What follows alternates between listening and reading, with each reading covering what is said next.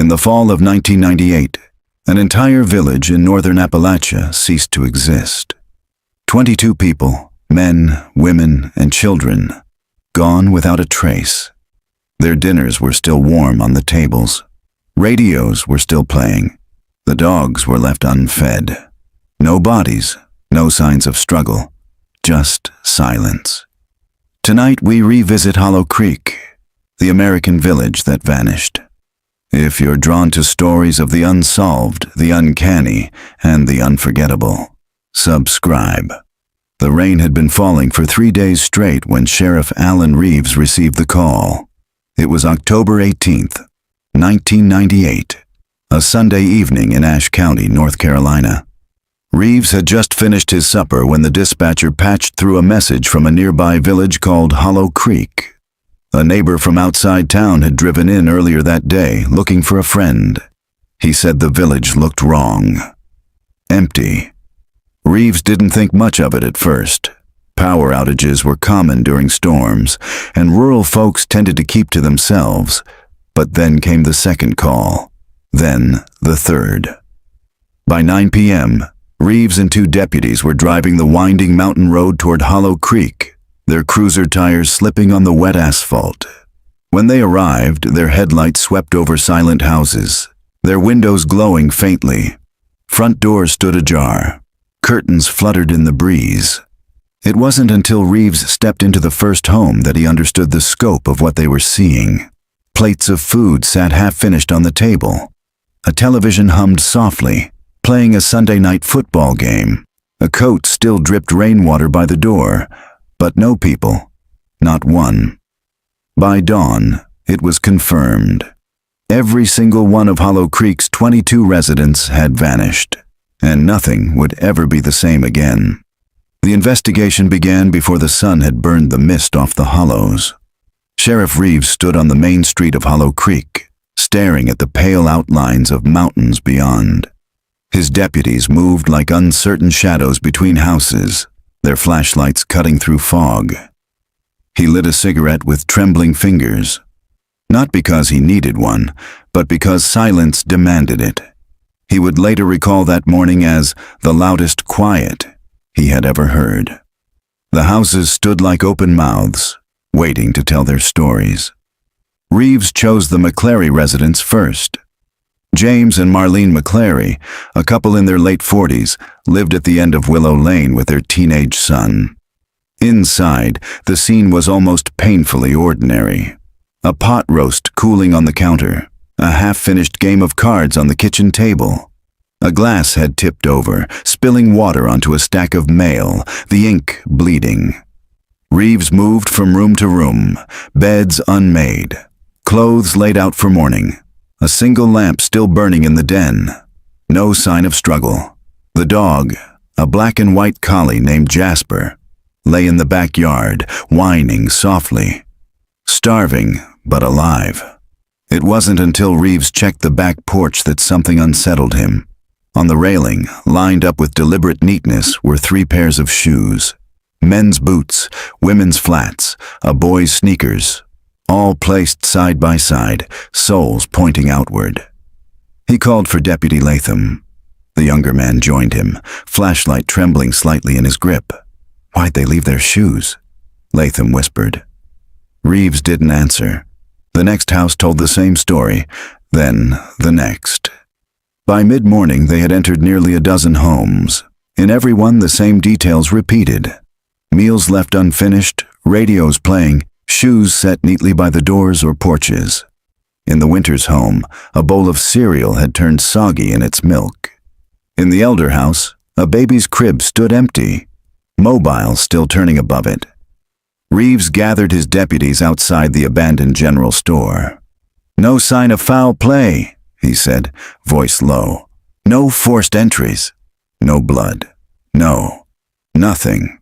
"Where the hell did they go?" Latham asked. Reeves didn't answer that either. He couldn't. By noon, state police had been called. By evening, the FBI. And soon, Hollow Creek was no longer a forgotten speck on the map, but the epicenter of a mystery that would haunt the nation. The FBI arrived in convoy. Black SUVs, men in suits stepping into the mud with measured efficiency. Special Agent Dana Crowell introduced herself, a tall woman with sharp eyes and an expression that gave nothing away. "Sheriff Reeves," she said, shaking his hand firmly. "You've secured the scene?" "As best we can," Reeves replied. "But the whole village is a scene."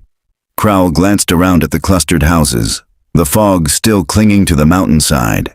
"Then we'll start house by house." That night, floodlights bathed Hollow Creek in harsh white glow. Dozens of investigators moved in and out of homes, bagging half-eaten meals, fingerprints, scraps of clothing. Dogs were brought in. Helicopters searched the woods. Nothing. No tracks in the mud leading out of the village. No vehicles missing. No phone calls, no notes, no explanations. Just absence. By the third day, the press descended. Satellite trucks lined the mountain road. Reporters shoved microphones at anyone willing to speak. "Where did they go?" one asked. Sheriff Reeves stared at the cameras, his cigarette burning down to the filter. "If I knew," he said flatly, "we wouldn't be standing here." But inside, he was haunted. Because late that second night, walking past the Hollow Creek church, he thought he'd heard something carried on the wind. Children's laughter, soft, distant, coming from the woods. The morning fog clung stubbornly to the hollow as if unwilling to reveal its secrets. Helicopters circled overhead, their searchlights cutting across the ridge lines. But from the ground, Hollow Creek still looked eerily ordinary. Houses waiting for occupants who would never return. Sheriff Reeves hadn't slept. He sat on the hood of his cruiser, coffee going cold in his hand, watching the FBI agents fan out. It was the third day since the call, and still not one clue had emerged. Not a footprint, not a drop of blood, not even a single credible witness. He ground his cigarette into the gravel and forced himself to stand when Special Agent Crowell approached. She looked impossibly awake for someone who had also been working round the clock. "Sheriff," she said, "we've gone through 12 houses so far. The details are consistent." Reeves nodded. Shoes lined up, meals left out, radios on, and not a sign of where they went. Crowell's tone was neutral, but Reeves could see the tightness around her mouth. Even seasoned agents were unnerved. "What's your theory?" Reeves asked. She glanced at the row of houses, her gaze sharp but unreadable. "Right now, my job is to collect evidence, not form theories." "That's convenient," Reeves muttered. She shot him a look, but let it pass. By noon, the search expanded beyond the village. Teams of dogs combed the woods, handlers calling into the mist. State troopers walked shoulder to shoulder through fields, marking grids with fluorescent tape. The creek that gave Hollow Creek its name was dragged, its black waters swirling under floodlights. Nothing. The press called it the Vanishing Village. Reporters speculated wildly. Cults, alien abduction, chemical leaks, mass suicide. Every network wanted footage of the empty homes, the half-finished meals, the silent streets. Inside one house, a cameraman whispered to his producer, "It looks staged." Like someone meant for us to find it this way, Reeves overheard. He said nothing, but the idea gnawed at him. That night, the FBI set up a temporary command post inside the village church. The pews were pushed aside to make room for maps, radios, and stacks of evidence bags. Floodlights outside turned the stained glass into glowing panes of red and blue. Reeves wandered in late, the smell of damp wood mixing with coffee and sweat. He lingered near the back, watching the agents debate. Crowell stood at the front, pointing to a map of the county. There are no recent missing persons reports from outside Hollow Creek. No indication of mass travel. Phones were left behind. Vehicles, too. The disappearance was contained. That's the strangest part. Could they have walked out? An agent asked. Through miles of mud and woods without leaving tracks? All 22 of them. Murmurs rippled through the room. Reeves shifted uncomfortably. He thought again of the sound he'd heard. The laughter outside the church on that first night. He had told no one. Not yet. When the meeting broke, Crowell caught him by the door. "You look like you want to say something." Reeves hesitated. "I don't have proof." "Proof comes later." "What is it?" He lowered his voice. "The first night I thought I heard children." Outside, near the woods. Her expression didn't change, and that was before I knew all the kids were gone. For the first time, Crowell looked unsettled. "Sheriff," she said quietly, "you'll need to write that down." The following morning, the search shifted focus. Instead of looking for the missing, agents looked for patterns. One by one, they built profiles of the 22 residents. Farmers, teachers, shopkeepers, children. Nothing to connect them except geography. No criminal records, no debts, no history of violence. But Reeves knew better than to believe in ordinary. In small towns, secrets were buried deep. And Hollow Creek had been burying things for a long time. At dusk, he drove the back road toward Miller's Hill, where an old neighbor lived outside the village proper. Samuel Raines was in his 70s, wiry with a tobacco-stained beard. He leaned on his porch rail as Reeves pulled up.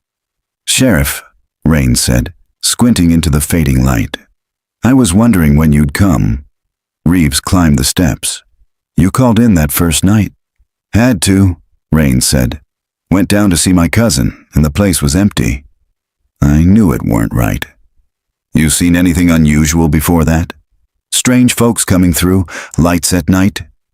Raines spat tobacco juice into a can. "Nothing I ain't seen before, but..." He paused. "There's always been talk. About Hollow Creek." "What kind of talk?" Raines shifted uncomfortably. "Old stories. Folks disappearing in them woods long before the village was built. My granddaddy used to say Hollow Creek was cursed ground. That's why people kept their houses tight to the road, away from the trees." Reeves frowned. "And you believe that?" "I believe 22 people vanished without a damn trace," Raines said, voice hard. "And you won't find them unless you ask the right questions." "What questions?" Raines leaned closer, his eyes pale in the dusk. "Ask what Hollow Creek was hiding. Ask who wanted it kept quiet." The wind shifted, carrying the sound of leaves rustling in the dark woods beyond. Reeves turned his head, scanning the tree line. For a moment, he thought he saw movement, a pale flicker between the trunks. But when he blinked, it was gone.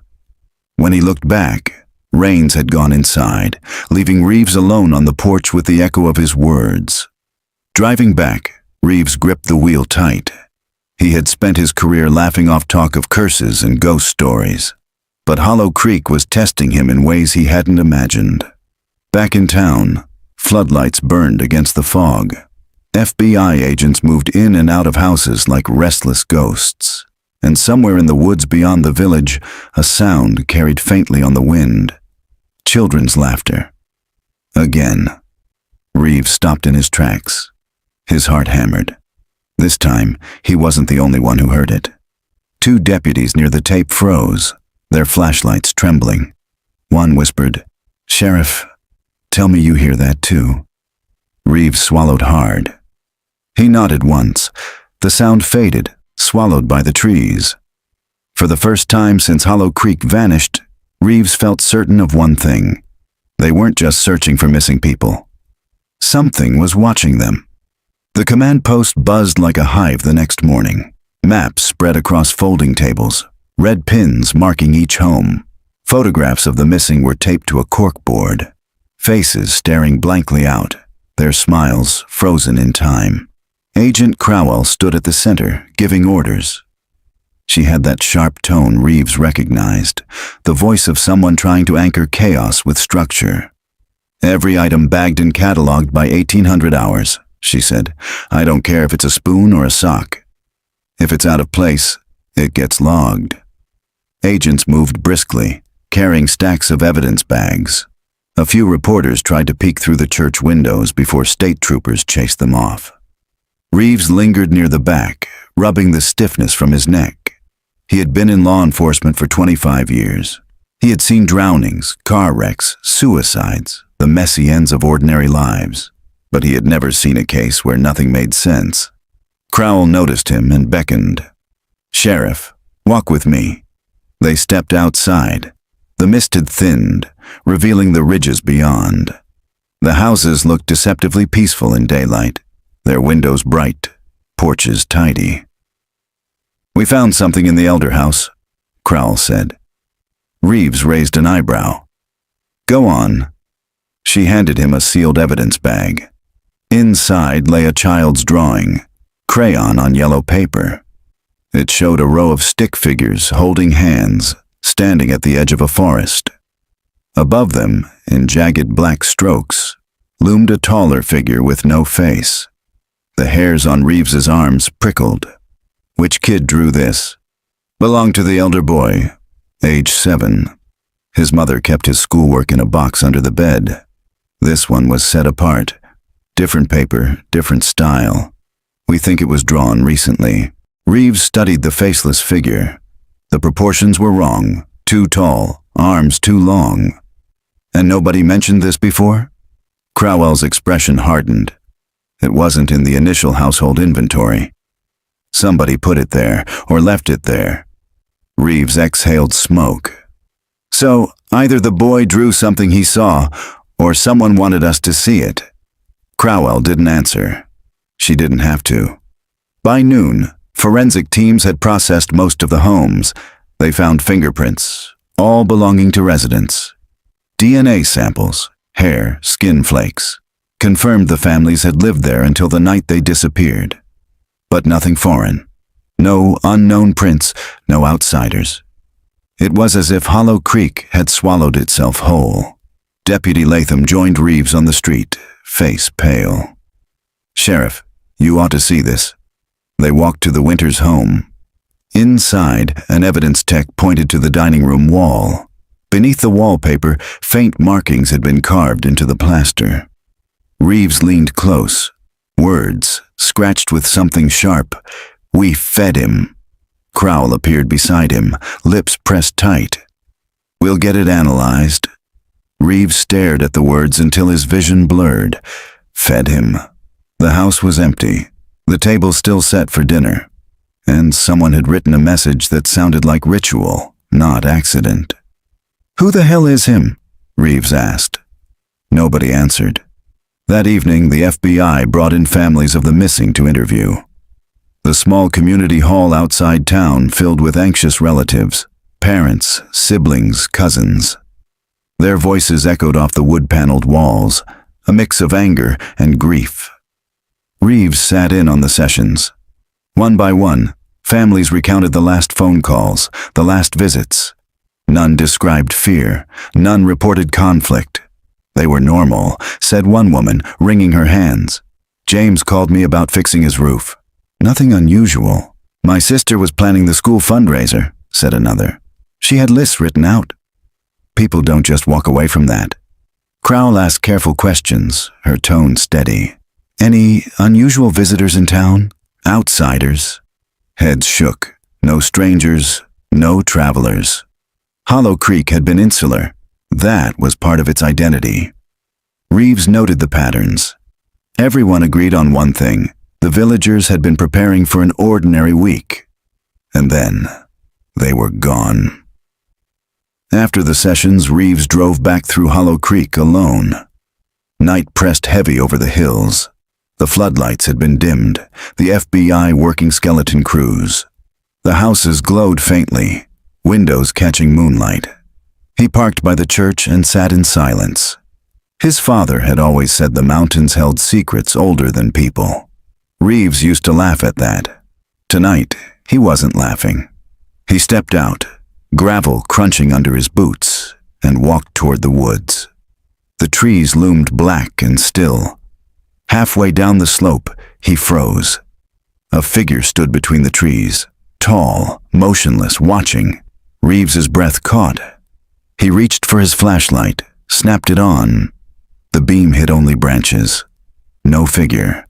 He stood for a long moment, heart hammering before turning back. His boots squelched in mud, but another sound threaded the silence. Laughter, soft, high-pitched, like children at play. It came from deeper in the woods. Reeves gritted his teeth, fighting the urge to follow. His deputy had heard it too the night before. He wasn't losing his mind, but he was starting to believe something no training manual could prepare him for. Hollow Creek hadn't just lost 22 souls. Something had taken them. The rain finally broke on the 5th day. Sunlight cut through the clouds, sharp and indifferent, revealing Hollow Creek in its full desolation. 22 houses, all neatly kept, all abandoned. The village looked alive only from a distance. Up close, it was a stage with no actors. Special Agent Crowell had called a briefing. Reeves sat at the back of the church-turned command post, his hat low over his eyes. The air was stale with sweat and damp clothing. Crowell pointed to photographs pinned across the corkboard. "We've found no physical evidence of mass departure. No tire tracks, no footprints beyond the residence. But we did uncover something in the county records." She tapped an old black and white photo. Hollow Creek, circa 1920. The church stood at the center, smaller but recognizable. Rows of simple wooden homes flanked the dirt road. "This wasn't the first time people disappeared here," Crowell said. The room hushed. County records show Hollow Creek was built on the site of an older settlement, Miller's Crossing. In 1919, that community suffered a mass disappearance of 14 people. Local authorities at the time called it a flu epidemic, but no bodies were ever reported. The town was resettled a decade later under a new name. Reeves shifted uncomfortably. His father had told him stories about Miller's Crossing, but he'd always assumed they were backwoods folklore. Crowell's gaze swept the room. This isn't just a missing persons case. It may be part of a historical pattern. Later, Reeves stood outside smoking while agents filed past. Deputy Latham joined him, his face pale. "You believe that?" Latham asked quietly. "That it happened before?" Reeves exhaled smoke. "I believe the ground remembers things we don't want it to." They both turned toward the woods. Sunlight filtered through the trees in fractured shafts. The silence pressed down, heavier than it should have been. That afternoon, forensic teams expanded the search radius. Ground-penetrating radar swept the cemetery behind the church. The machine beeped steadily as it rolled over the soil. A technician waved Crowell over. "Ma'am, we've got anomalies, large voids beneath the earth." Reeves joined them. They knelt at one of the graves. The headstone read, "Eleanor McClary, 1898 to 1919. "Void beneath," the technician confirmed, "but shallow." "Not a coffin." They dug carefully. After 2 feet, the shovel hit something hard. Reeves crouched as soil fell away, revealing a crude wooden box no larger than a child's toy chest.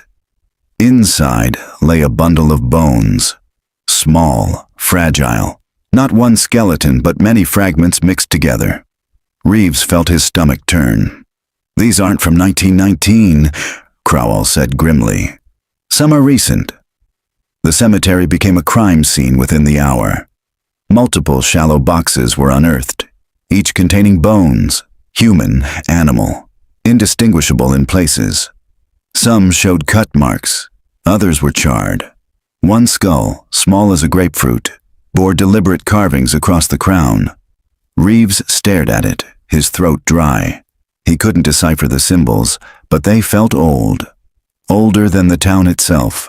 That evening the press swarmed when word leaked. Reporters shouted questions, cameras flashing. Is this a ritual site? Were the villagers part of a cult? Are the missing presumed dead?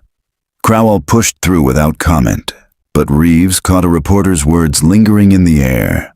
They fed him. The phrase carved into the winter's wall, the phrase now on every reporter's lips.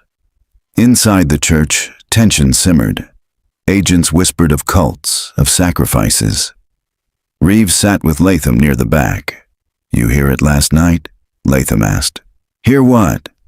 "The laughter." Reeves' chest tightened.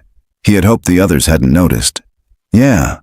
Latham's eyes darted to the windows. "Sheriff, it wasn't just kids. I heard a man too. Deep voice. Like he was calling them." Reeves didn't answer. He couldn't. Because last night, lying awake in his office, he thought he'd heard the same thing.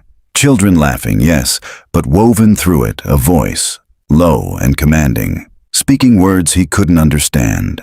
Just after midnight, a scream shattered the uneasy calm. Reeves bolted upright and ran outside with his deputies. One of the FBI agents was stumbling out of the Winters house, eyes wide, flashlight shaking in his hand. "What happened?" Crowell demanded. The agent's face was white. I saw someone inside, a man standing in the hallway. They swept the house with floodlights, every room empty. Dust settled in the beams. "You sure it wasn't another agent?" Crowell pressed. The young man shook his head violently. "He was tall. Too tall. His face was—" He broke off, trembling. "I don't want to say." Crowell dismissed him to rest, but Reeves caught the way the other agents exchanged glances. The village was working on them, eroding their nerves.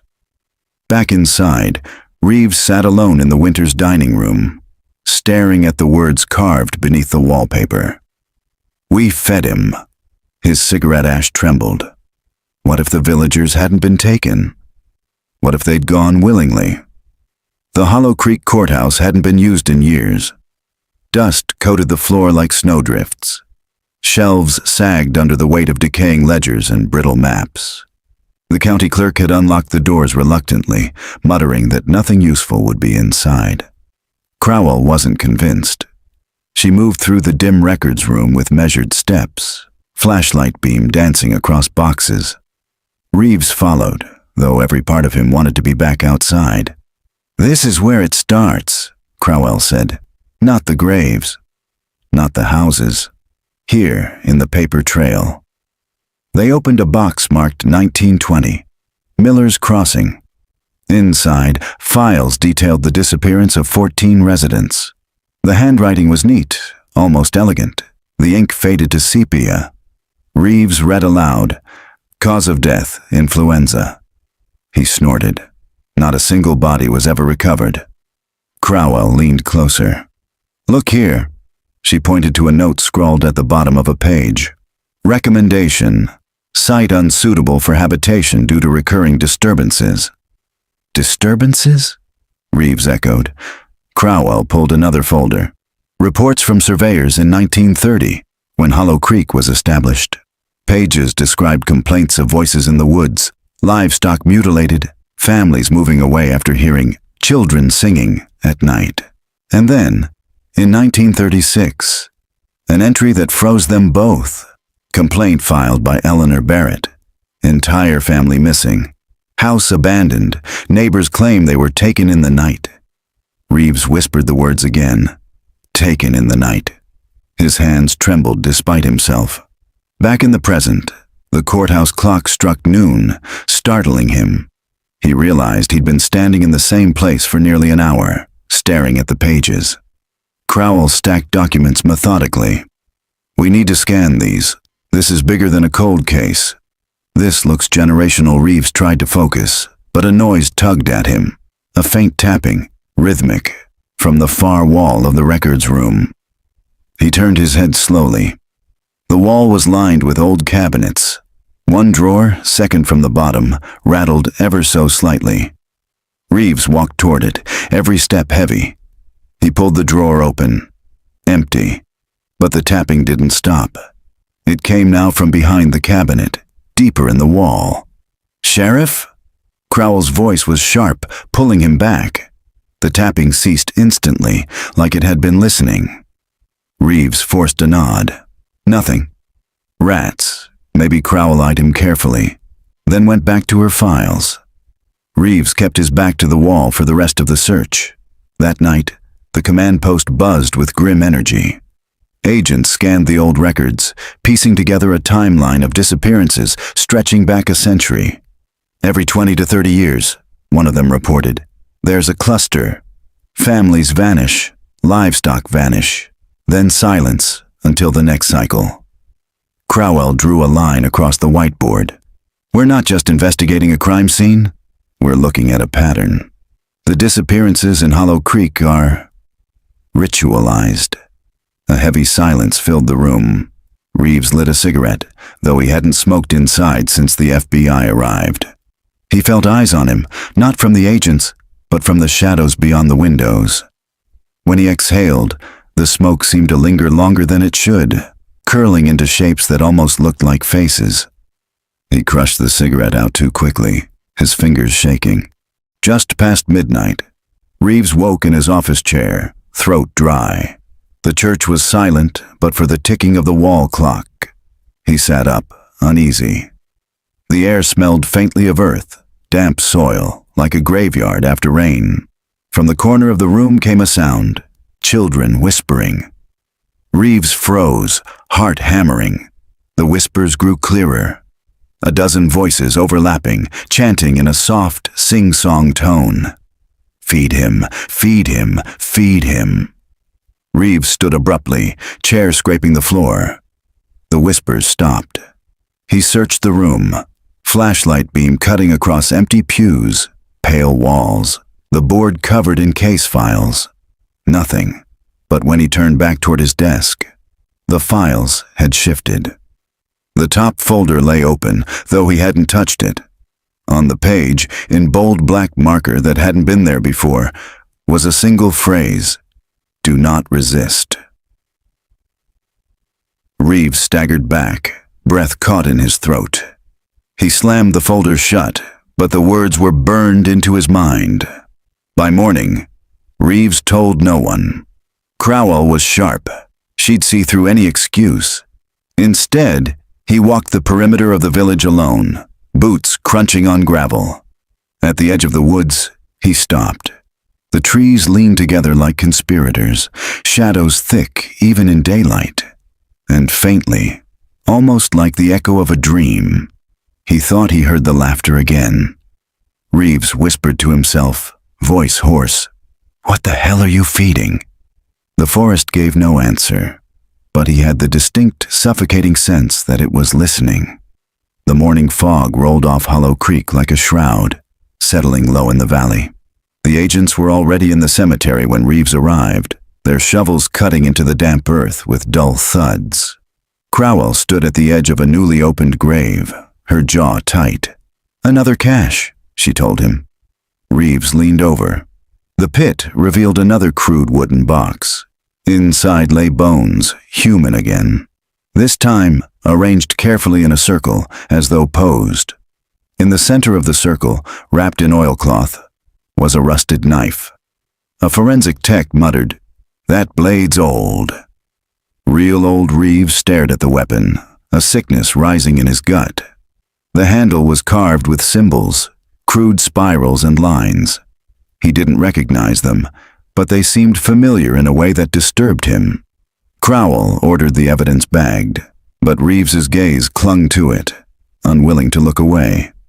By afternoon, the agents had unearthed 5 such boxes. Some contained bones, others contained objects. A cracked porcelain doll's head, a bird's skull wrapped in string, a child's shoe with nails driven through the sole. Each discovery turned the mood darker. The younger agents whispered. Latham wouldn't stop crossing himself.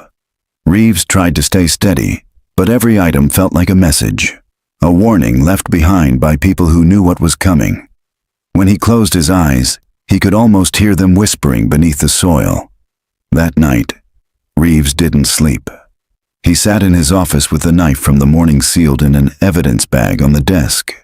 The carvings seemed to pulse in the lamplight, lines shifting when he wasn't looking. He opened a bottle of whiskey he'd sworn off years ago and drank until his hands stopped trembling. But the whispers came anyway. "Sheriff." The voice was low, drawn out, almost mocking. Reeves froze. The church was empty. yet the voice seemed to seep from the walls themselves. "Sheriff? Don't resist." Reeves gripped the whiskey bottle like a weapon. "Who's there?" The silence that followed was worse than an answer. In the early hours, he dreamed.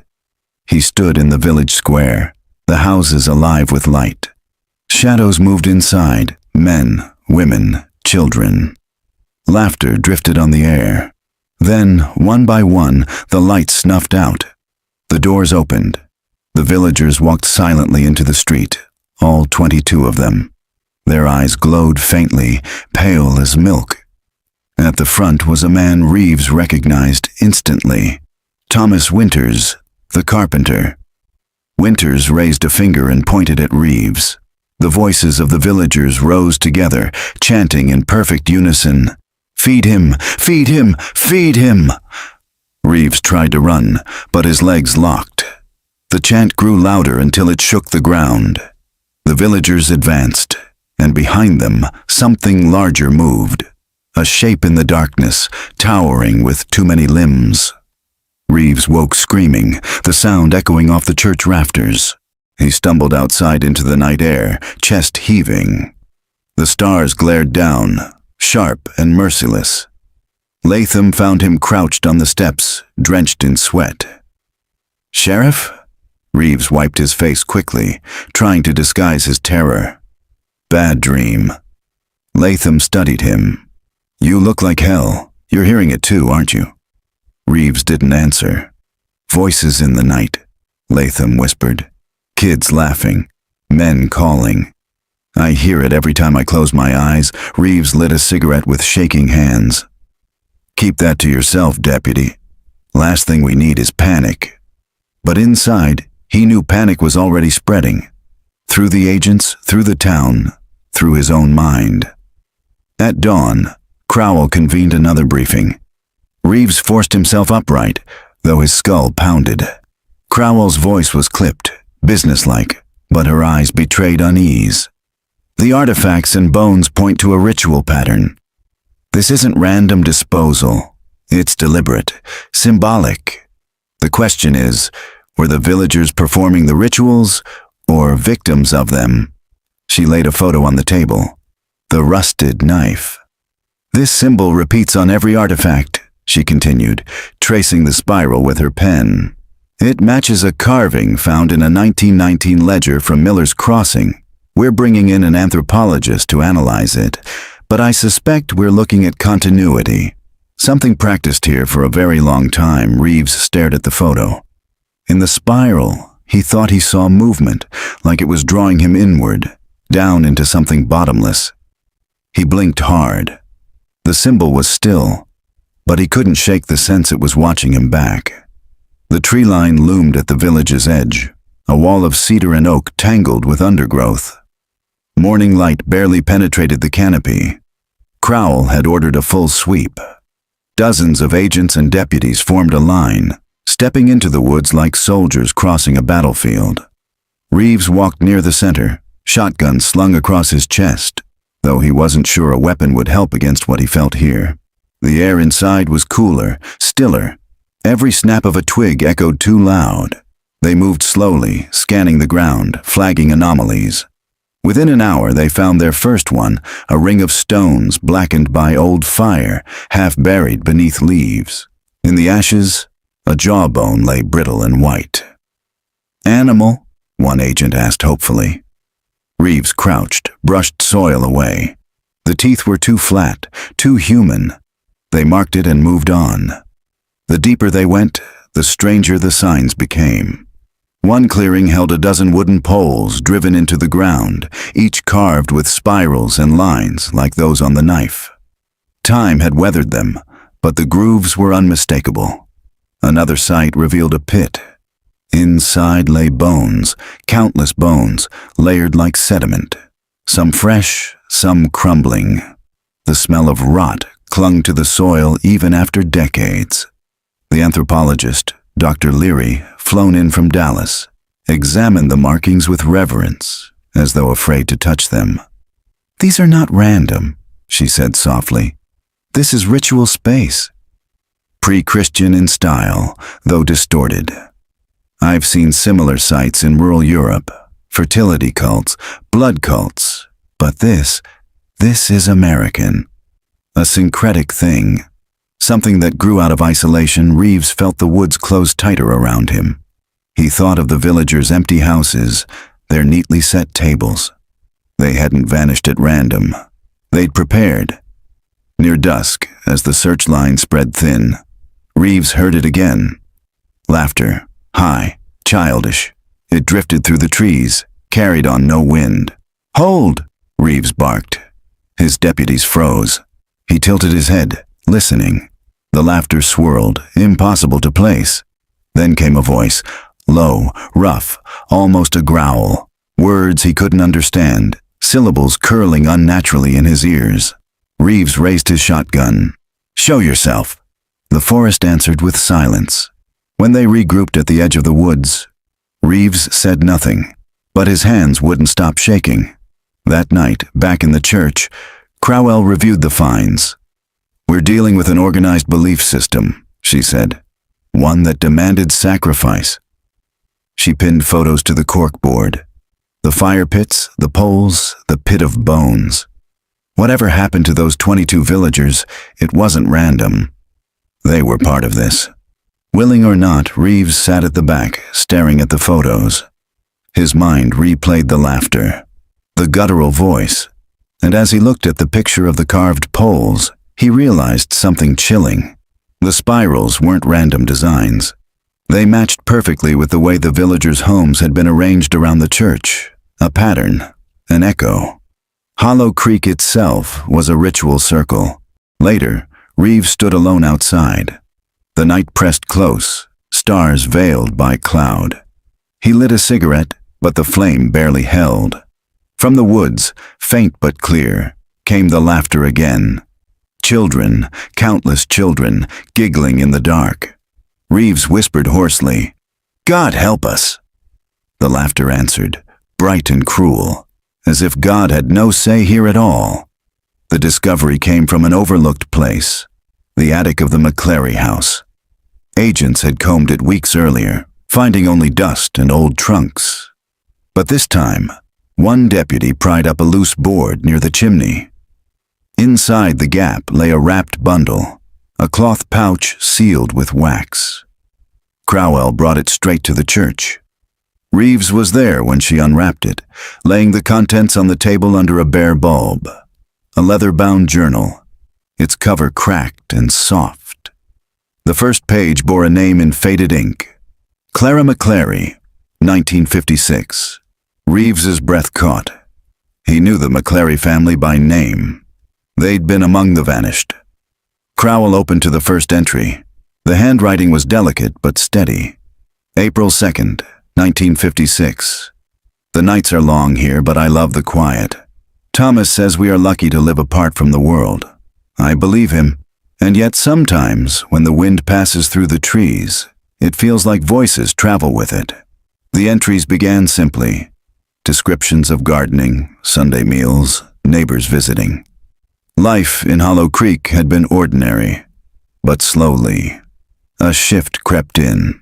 May 17th. Last night, Margaret Barrett woke screaming. She said she heard children playing outside her window, but when Thomas checked, the yard was empty. The laughter did not stop until dawn. June 3rd. Father O'Leary preached against fear. He told us the devil prowls in lonely places, but the Lord protects us. Still, I saw him trembling when the voices began in the middle of his sermon. June 21st. The children have stopped speaking. All of them. They only laugh. Their parents pretend not to notice. But when I look in their eyes, I do not see children anymore. Only hunger. Crowell read aloud, her voice tightening with each passage. The agents in the room sat silent, rapt. Reeves leaned forward, knuckles white. His pulse hammered as the words sank into him. The later entries grew erratic, ink smudged, sentences broken. July 9th. "We are told not to resist, that to resist is worse than death. I do not know who tells us. The voice comes from the earth, from the trees, from our own children's mouths. July 15th. Thomas says it is nearly time. He kissed me tonight and said we would not be afraid. But I saw tears in his eyes. He has carved the spiral into our door, just like the others. He says it is a promise. I think it is a mark of surrender. The final entry filled only half a page. The handwriting shook with haste. July 23rd. They came to every door. They said it is tonight. The children led the way, holding hands, singing. My neighbors followed. Thomas followed. I do not want to go, but I cannot stay. The spiral burns in my eyes even when I close them. It is beautiful. It is terrible. If I do not write again, know that we fed him. Know that we had no choice. The ink trailed off into a smear. Crowell closed the journal slowly. The silence in the church was suffocating. Later, Reeves sat alone with the book, tracing the shaky last lines with his fingertip. We fed him. The words pulsed in his skull like a heartbeat. He imagined Clara, her candle guttering in the dark as she scribbled those final words. Did she walk willingly into the woods that night? Or was she dragged, laughing against her will? Reeves shut the journal, but he felt no relief. Only dread. Because he knew now, the villagers hadn't vanished.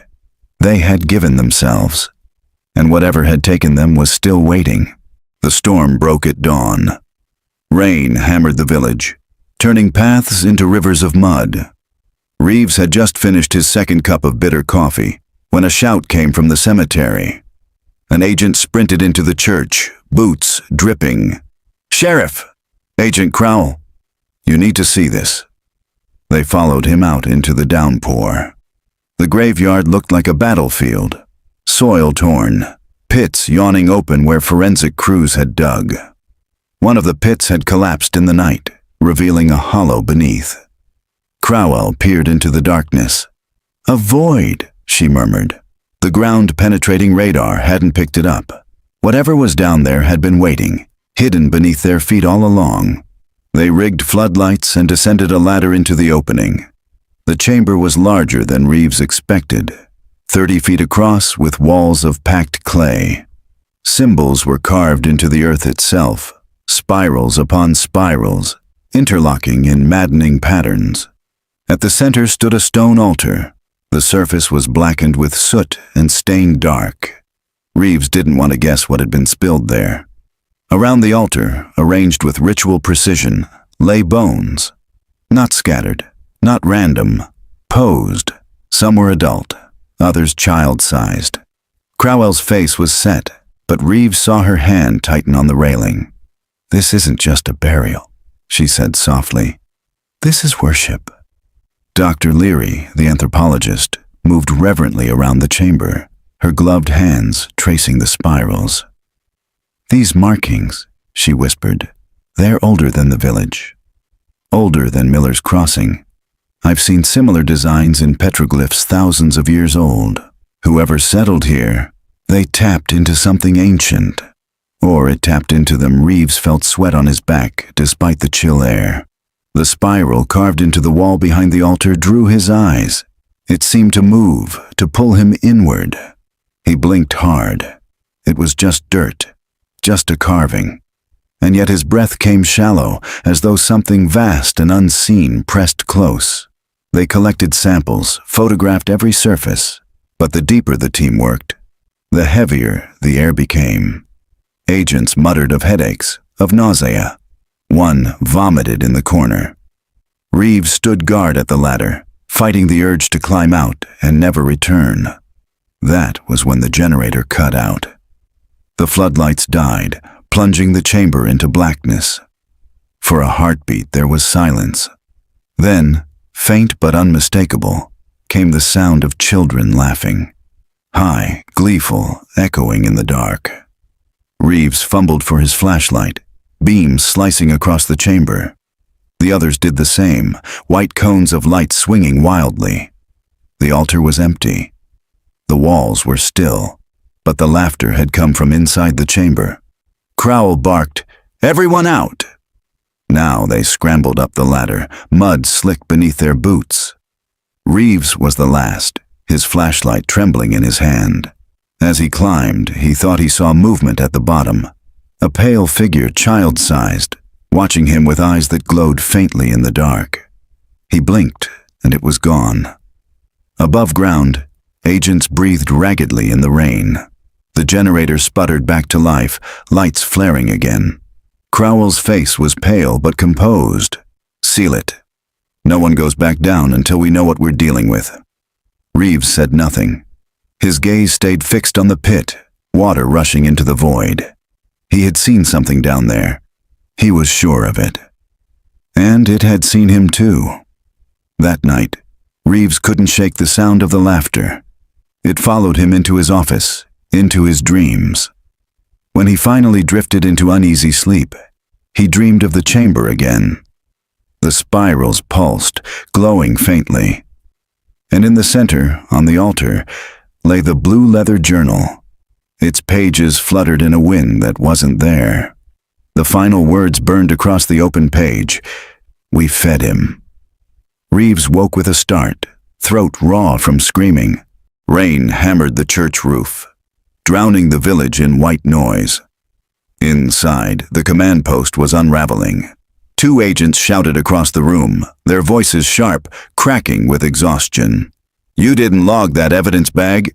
"I logged it. You're the one who left the latch open." Crowell slammed her hand on the table. "Enough." The room went quiet, but the silence was brittle. Reeves could feel it. Everybody was fraying. Days of sleepless nights, strange discoveries, the whispers no one wanted to admit they heard. Reeves lit another cigarette, ignoring Crowell's glare. Smoke curled toward the rafters.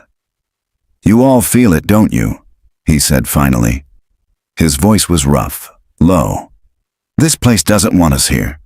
No one answered, but the way they shifted told him they agreed.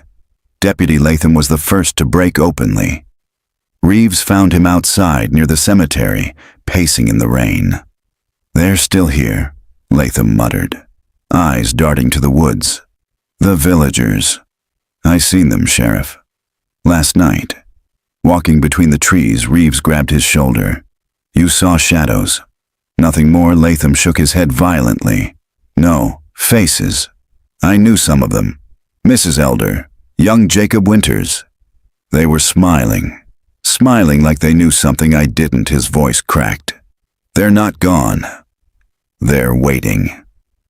Reeves wanted to dismiss it, but he remembered his dream. The villagers standing in the street, eyes glowing, chanting, waiting. That evening, a commotion broke in the church. An agent, Hernandez, stumbled in, soaked and wild-eyed. "I heard them," he gasped. "They were calling my name." From the woods, kids' voices. Another agent snapped, "You're losing it." "We all are." Hernandez drew his pistol, waving it at the corners of the room. "They're out there. You don't hear them? They're out there laughing at us." Crowell moved slowly, hands raised. "Put the weapon down, Agent." But his hand shook violently, finger taut on the trigger. Reeves stepped forward. His voice was steady, though his heart hammered. "Hernandez, look at me. If they're calling you, then don't give them what they want. Don't feed it." The words slipped out before he realized he'd spoken them. Hernandez froze, his gaze locking on Reeves. Slowly, trembling, he lowered the gun. Crowell seized it, jaw tight. The church fell into stunned silence. Later, Crowell cornered Reeves outside. Rain slicked her hair, her eyes hard. "What did you mean by that?" Reeves hesitated. "What?" "Don't feed it." "You said it like you knew what was happening here." Reeves exhaled smoke, buying time. "It's in the journals, in the carvings. We fed him. That's all we've got to go on." Crowell studied him for a long moment. "You're not telling me everything." Reeves met her gaze, but his silence betrayed him. That night, Reeves walked alone through the village. The rain had eased, but mist clung low, swirling around his boots. He passed the Winters house. Its windows were dark, but for an instant he swore he saw a face in the glass.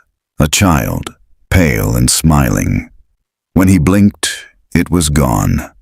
Reeves pressed his palms to his temples. He couldn't tell anymore what was real and what Hollow Creek wanted him to see. But one thought clawed at him relentlessly. If the villagers had been taken, maybe they weren't dead.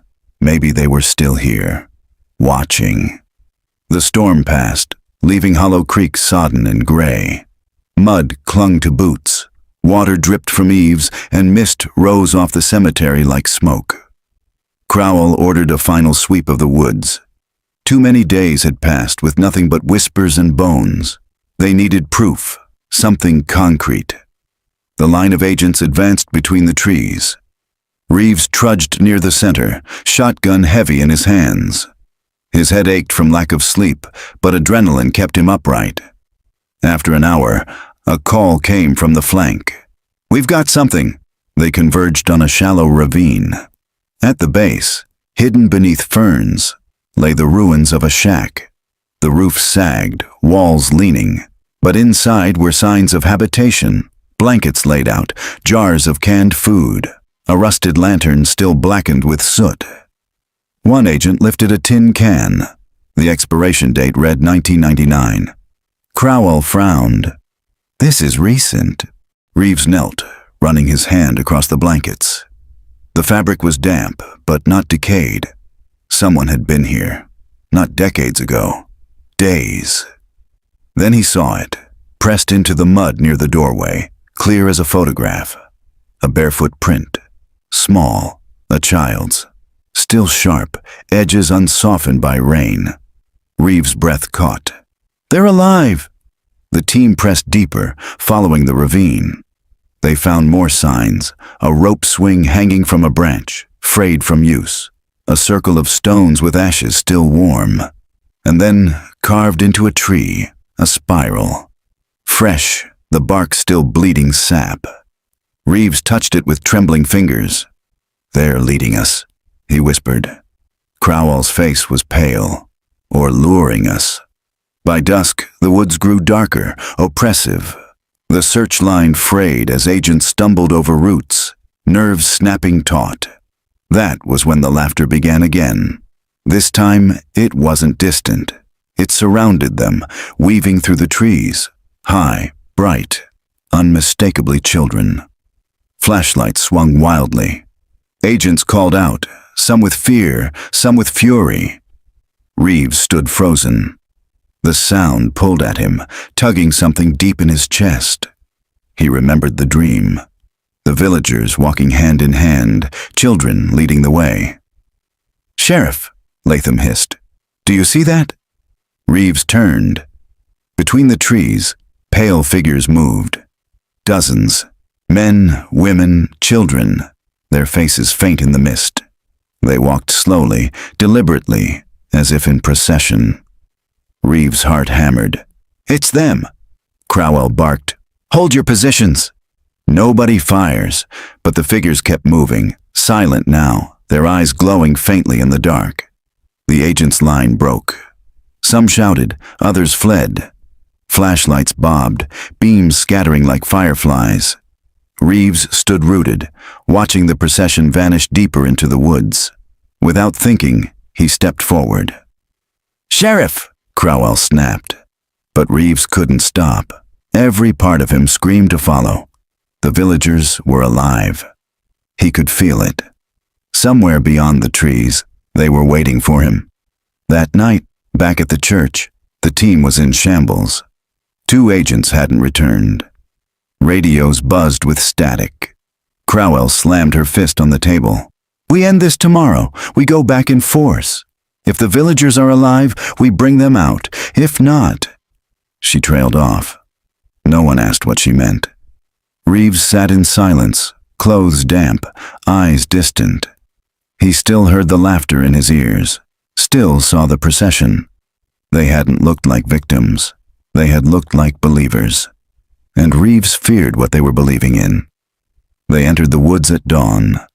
Crowell led the way, her face set, flanked by what remained of the FBI team. Floodlights rigged to generators cut through the mist, casting the trees in stark shadows. Shotguns and rifles gleamed wet with dew. Reeves moved among them, silent, his every step heavy with inevitability. He knew where they were going.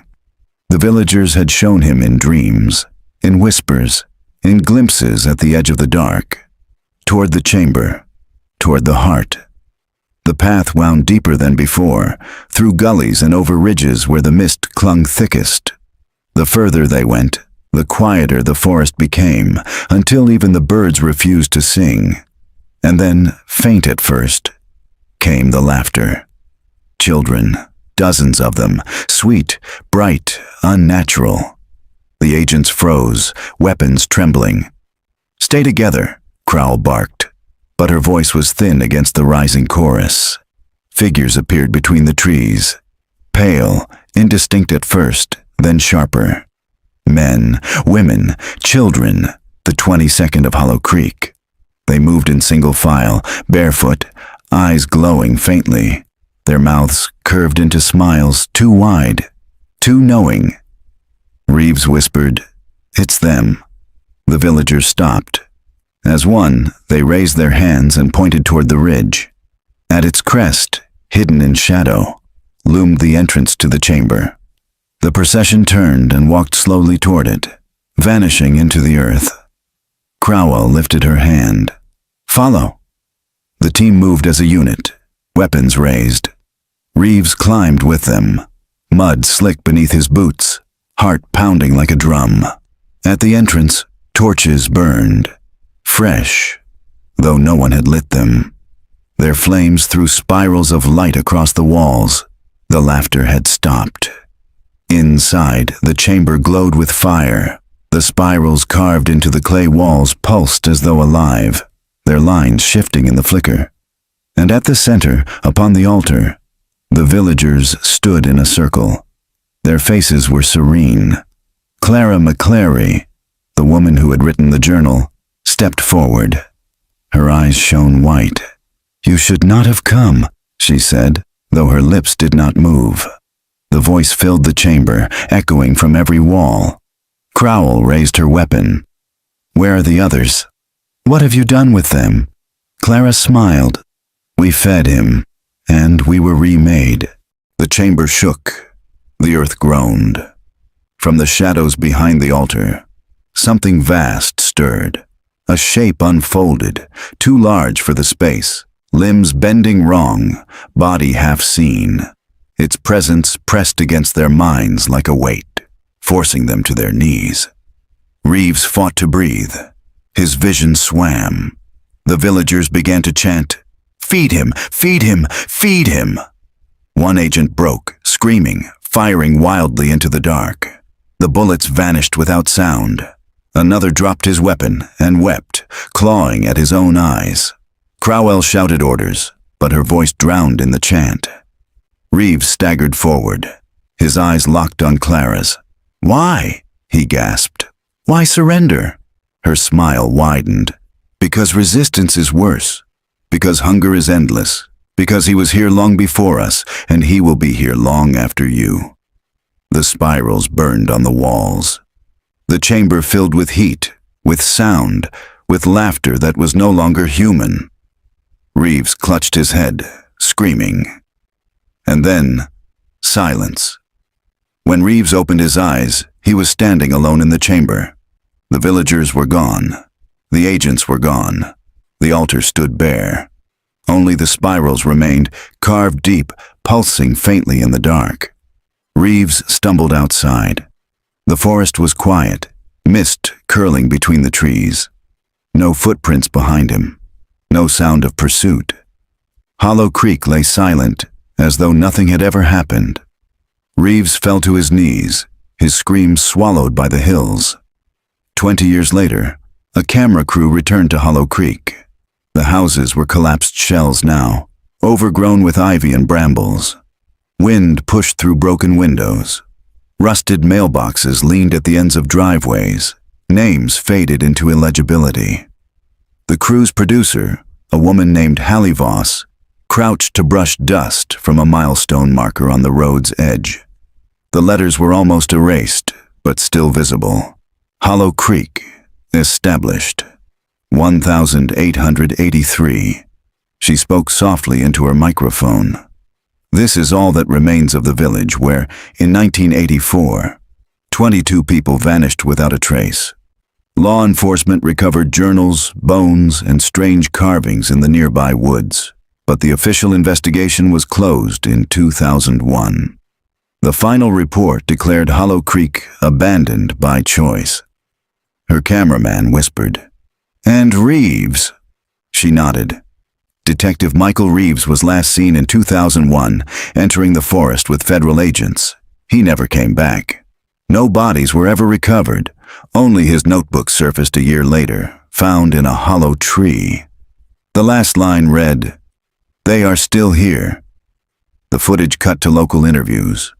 A rancher spoke of hearing laughter in the trees at dusk. A hunter described torches flickering where no one lived. A child claimed her grandfather had told her never to follow the spirals in the dirt. Some spoke of government cover-ups, others of cults. A few whispered about something older than the village itself, something buried that had been unearthed, then fed. None could explain the dreams. Whole families described the same visions, children singing in the fog, a red glow pulsing deep in the pines, a man with no face reaching out his hand. The documentary ended at nightfall. The crew gathered on the ridge above the ruins. The forest below was silent. Hallie turned to the camera, her face pale in the glow of the floodlights. "There is nothing left of Hollow Creek," she said quietly. "And yet, sometimes it feels like the village never left us at all." The floodlights flickered. For a heartbeat, the microphones caught a faint sound. Children laughing. And then the screen went black.